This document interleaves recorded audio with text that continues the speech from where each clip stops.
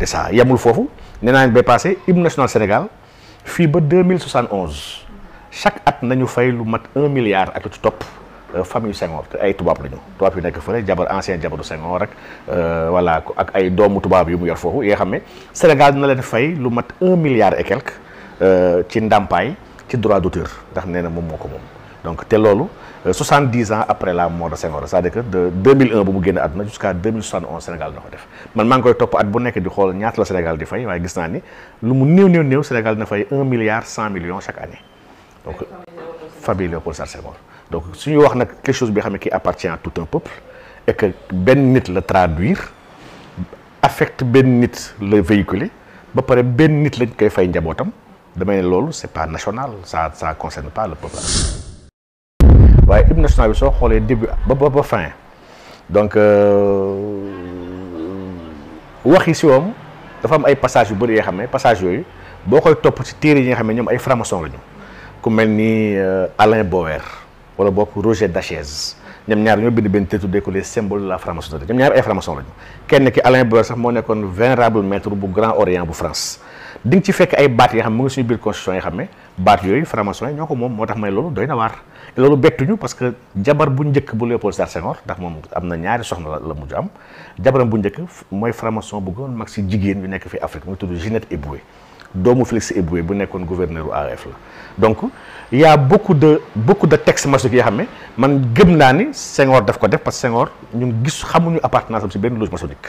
bokkut ak ñoom Abdou Diouf ak ñoom Abdoulaye Wade ak ñoom Macky Sall nga xam ne dañ leen tudd ci biir maçonnerie Senghor moom tudd ñu ko si benn loge maçonnique waaye sëy nag franc-maçon bu mag a mag te ay franc-maçon ngemb nañ ko jox ko seen alal jàppale ko pour def ko président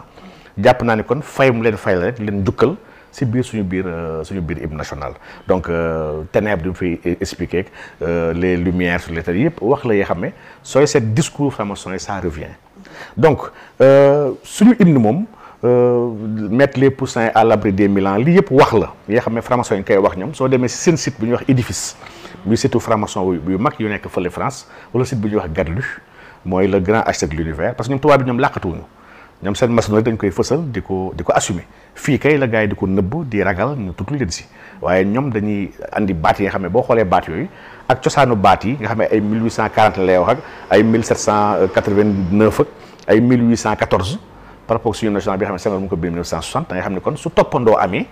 kon Senghor moo toppandoo si ñële bu toppandoo amee bu fekkee nag delloo njukkal la kon moom moo delloo njukkal ñee ndax ñee ñoo moom baat yooyu te baat yooyu ñu gis topp nañ ko ñëpp si hymne national yoo xam ne ëpp na fukki baat ndax hymne national Sénégal 5 couplets la déjà nee naa hymne national bu gën a ñàkk xorom ci Afrique la bokk hymne bu ñàkk fayda la hymne bi nga xam ne galvanisé wul un peuple hymne bi doo ko dégg sax am lu fouetté li ci yow sa wàllu histoire sa wàllu ay maam ñan ñooy sa ay maam fan nga bàyyeekoo boo demee jël hymne Algérie wala hymne yeneen dëkk yoo xam ne c'est de grandes nations nga xam ne ay xeexkat la dañoo xeex ba jot seen bopp boo déggee seen hymne da ngay am envie sax jug dem xeexi ji ndax hymne bi daf lay galvaniser ñu si hymne daf lay fooloo hymne caaxaan la hymne bu ñàkk solo la hymne bu gudd la mooy hymne bu gën a gudd sax fii si à part xanaa hymne bu Afrique du Sud mooy hymne bu gën a gudd 5 couplets la bi nga xam ne néew na nga gis xale bu ko mokkal ba ci ay mag sax des fois man leen Sénégal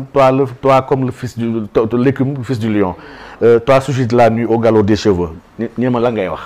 mais rends-nous l'honneur l'espoir de nos ancêtres ñu ne ma ñun xamuñu la ngay wax ma leen pourtant lii ñu ma noo da nga utiliser ton hymne national mais ça c'est pas l'hymne parce que ñoom hymne bi mu ngi jeexee ci premier couplet bi ak refrain am ma leen pourtant hymne bi cinq couplets la am donc pour dire que quelque chose bi nga xam ne qui est censé te parler te yow xamuloo ko sax lii Sénégal moo réussir lii moom adduna bi yëpp ñëpp a mokkal seen hymne parce que seen hymne dafa gàtt day wax ak ñoom daf leen ni fouetté buñ ko déggee ñu am envie déglu ko parce que xam na ne kii samay maam lay wax sama askan lay wax ñun suñu hymne national waxul suñu maam tuddul suñu benn maam màggal suñu benn ndaanaan te Sénégal ñàkkul ay ndaan yoo xam dañoo xeex Sénégal dafa mës am ay résistants dafa mës am ay jàmbaar yoo xam dañoo taxaw jàmmaarloog tubaab bi dañoo xeex dañoo joxe seen bakkan ñu bëri dañoo dee mais Sénégal rendul hommage ñooñu dafa mel ñu ni yembar yi Sénégal yembar yi la ñuy jël leen màggal leen delloo njukkal ak ñi nga xam ne ñoom ñooy doon nogatu di ñu dóor waaye ñi xeex ak ñu dee ngir Sénégal fàtt na leen